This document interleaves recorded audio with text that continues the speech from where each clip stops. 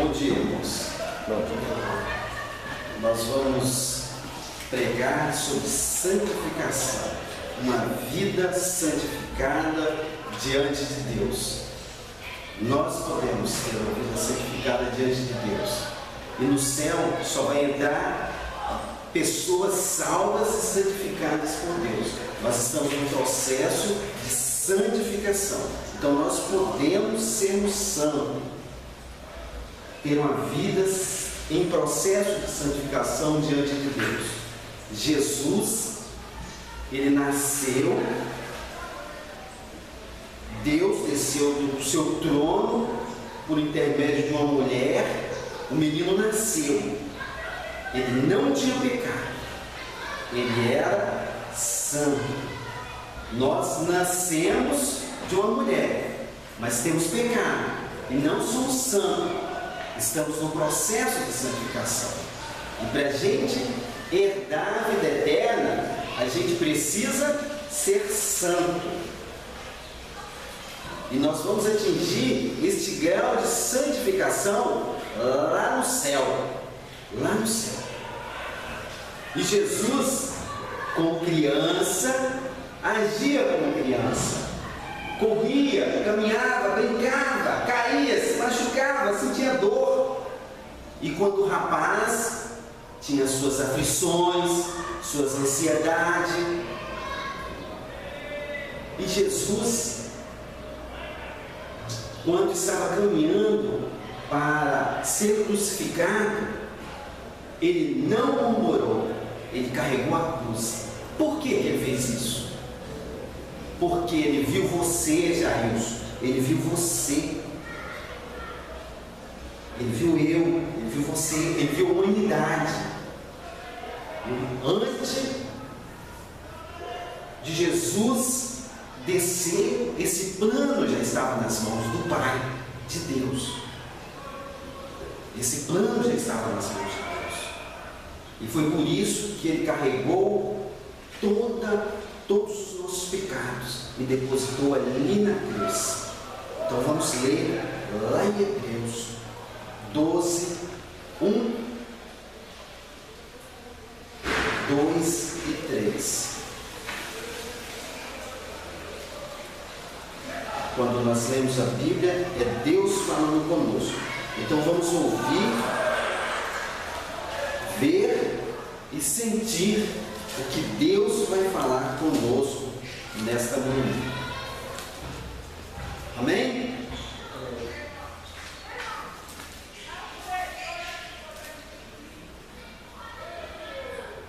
Hebreus 12, de 1 a 3. Assim nós temos essa grande multidão de testemunha ao nosso redor. Portanto, deixemos de lado tudo o que nos atrapalha e o pecado que se agarra firmemente em nós. Continuemos a correr sem desanimar a corrida marcada para nós. Conservemos os nossos olhos fixos em Jesus, pois é por Ele e dele que a nossa fé começa, e é Ele quem aperfeiçoa e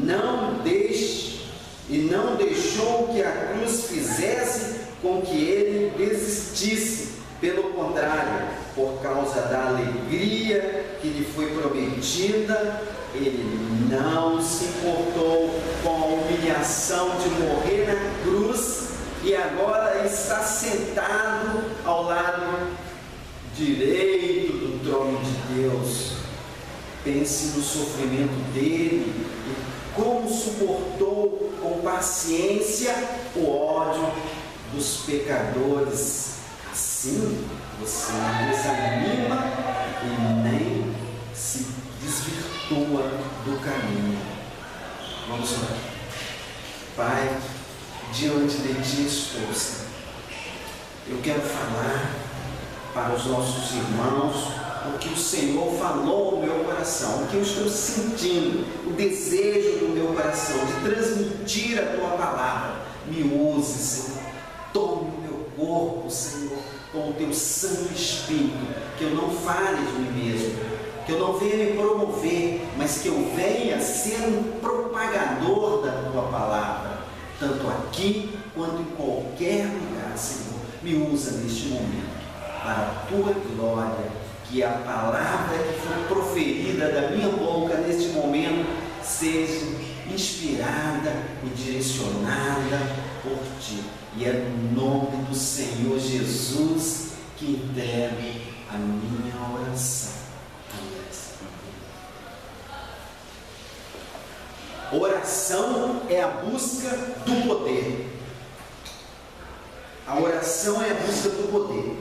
Teve um homem que nasceu com poderes, que a Bíblia relata. E esse homem não soube usar os poderes que ele tinha para a glória de Deus. E com isso, ele pagou um preço muito caro aqui na terra. Esse homem foi Sansão. Sansão foi um nazireu que nasceu para defender os israelitas dos filisteus. Só que ele tinha poderes sobrenatural, poderes concedidos por Deus. Ele era um homem separado, ele era um homem santificado, e ele tinha que respeitar algumas regras para ter o poder de Deus. Só que, sabendo ele que ele era um homem de Deus, ele pegou os seus poderes para usufruir para benefício próprio. Sansão era um homem preparado no ventre da sua mãe para ser um homem de Deus, porém ele usou para benefício próprio.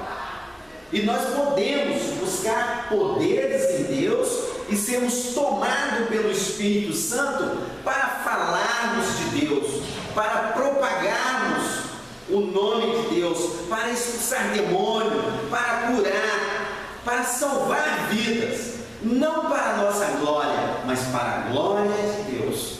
Também temos uma mulher que andou com o anjo de Deus. Uma mulher na Bíblia que andou com o anjo de Deus, tinha um esposo íntegro, mas morreu porque amava as coisas deste mundo. Morreu e foi certamente para o inferno, porque nas condições que ela morreu, ela certamente foi para o inferno. Podemos até parafrasear que essa mulher seria uma mulher de um pastor, uma mulher que congregava na igreja, uma mulher que estava na igreja, mas amava as coisas deste mundo. E nós, para herdarmos o céu, e nós para herdarmos a vida celestial, nós temos que estarmos santificados diante de Deus, temos que andar na presença de Deus. Essa mulher é a mulher de Ló. Ló era um homem de Deus, era um homem íntegro, e Deus faz essa citação lá no livro de Mateus: olhai para o comportamento da mulher de Ló, não sejai igual à mulher de Ló, não se comporta igual à mulher de Ló. Hebreus 5, 8 e 9, Hebreus 5, 8 e 9, relata o seguinte: embora fosse filho de Deus, ele aprendeu por meio do seu sofrimento ser obediente, e depois de se aperfeiçoado, ele se tornou fonte de salvação eterna para todos nós. Jesus era obediente. Como? Jesus orava, Jesus pedia ao Pai orientação para viver aqui na terra. Por quê? Porque ele era homem de natureza humana, como nós. E ele buscava no Pai essa orientação. Ele pedia ao Pai poder. E nós também devemos fazer isso, pedir ao Pai poder, buscar esse poder em oração. Nós temos que buscar, nós temos que rasgar o nosso coração para Deus. Romanos 8,16 relata que o nosso espírito tem que ser unido ao Espírito de Deus. E se nós lermos mais alguns versículos nesse capítulo, descer até o 20, nós vamos ver como nós podemos ter esse benefício da oração, de buscar conforto em Deus, assim como Jesus buscava esse conforto em Deus. É uma união. Lá em João 3,6 fala da aliança que nós temos que ter entre nós e Deus, entre nós e Jesus. Nós temos que buscar esse poder em Deus. Nós temos que criar um círculo na nossa mente, buscar uma inteligência espiritual. Como? Se a gente buscar em oração, se nós buscarmos a Deus, ligarmos o nosso espírito a Deus, nós vamos ter os poderes para nos santificar diante de Deus, poderes para buscar essa comunhão, essa vida de santificação, bloquear o pecado na nossa vida. Se nós criarmos uma mente espiritual, logo nós vamos ter um hábito espiritual e a nossa vida vai ter ação espiritual. Vamos ser homens espirituais. Nós não vamos ser uma pessoa assim desequilibrada. Nós vamos ter o nosso equilíbrio. Como? Nós vamos bloquear o pecado. Se nós tivermos uma mente espiritual, quando nós olharmos para o pecado não vai nos atingir. E se nós andarmos diante de Deus, buscando esse poder, alimentando a nossa vida de dia e de noite, meditando na palavra de dia e de noite, nós vamos atingir este hábito espiritual. Nós conhecemos também na palavra de Deus um homem que foi perseguido porque ele vivia uma vida diante de Deus aprovada. Esse homem foi condenado porque vivia aprovado diante de Deus. Quem é este homem? Este homem é Daniel. Daniel foi jogado dentro da cova dos leões, como a Bíblia relata. Mas para nós entendermos, Daniel foi jogado dentro de uma jaula de diversos leões. Como nós vemos, jaulas, leões presos hoje nos nossos dias, dentro de jaula. Deus não livrou Daniel de ser jogado na jaula. Deus precisava de Daniel lá dentro da jaula. E lá dentro da jaula, Deus protegeu Daniel. Deus protegeu Daniel lá dentro da jaula. Daniel tinha que passar por aquela situação. Daniel, ele tinha a mente espiritual, era um homem de Deus, orava 3 vezes ao dia, mantinha uma comunhão, ele tinha um elo de ligação entre ele e Deus. Mas Deus permitiu que ele fosse jogado dentro de uma jaula. E lá dentro da jaula, Deus deu um livramento a ele, porque ele tinha uma vida consagrada diante de Deus. E nós também podemos termos uma vida consagrada diante de Deus, mantendo o equilíbrio espiritual. Este mundo em que vivemos já é maligno, ele é dominado pelo maligno. O maligno dita as regras deste mundo. E nós, muitas vezes, temos acompanhado. Se nós não santificarmos a nossa vida, nós acompanhamos. E Deus fala lá em João 14:30 que este mundo não pertence a Ele. Foi por isso que Ele foi crucificado. Foi por isso que Ele deixou ser entregado na cruz, porque este mundo é do inimigo de Deus, é manipulado pelo inimigo de Deus. Como o inimigo de Deus manipula este mundo? Olha só. A matemática do mundo é o seguinte: 1 mais 1 é igual a 2. 1 mais 1 é igual a 2.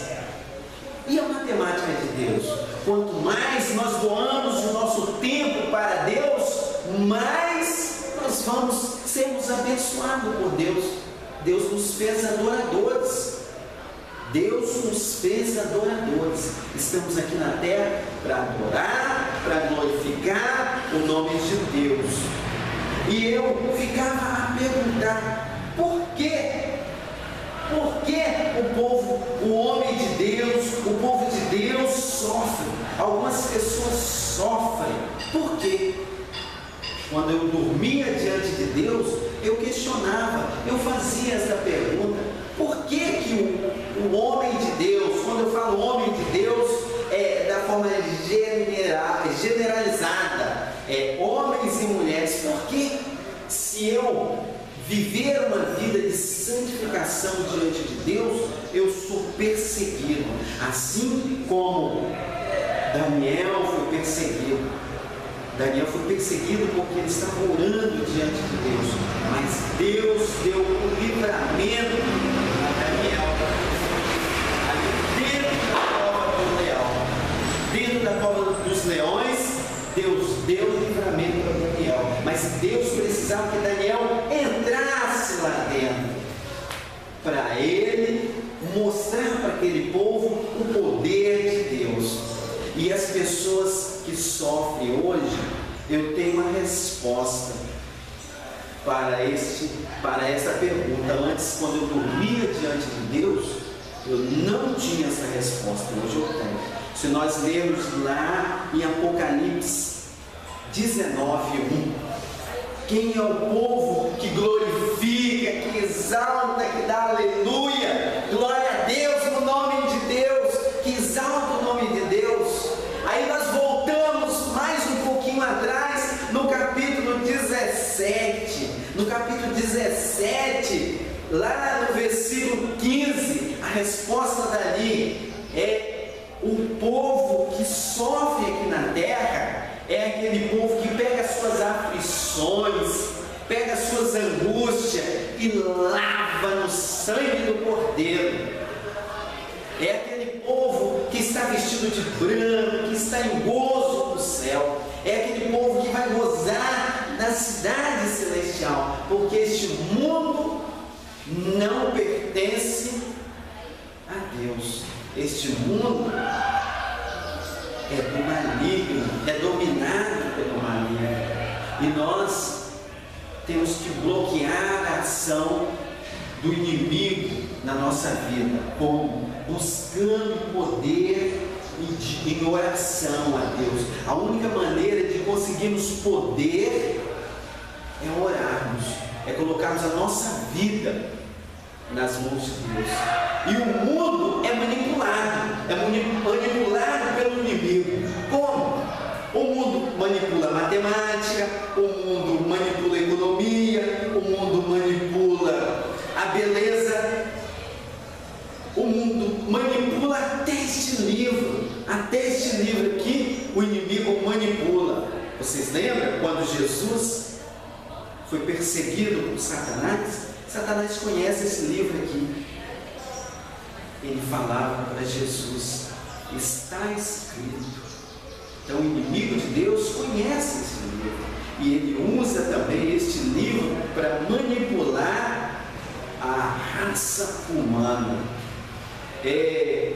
A manipulação, ele manipula a economia, manipula a beleza. Deus quer que o homem apresente a sua beleza de dentro para fora, e o mundo manipula a beleza de fora para dentro. Como? Se o mundo quer vender um benefício, ele usa a mulher.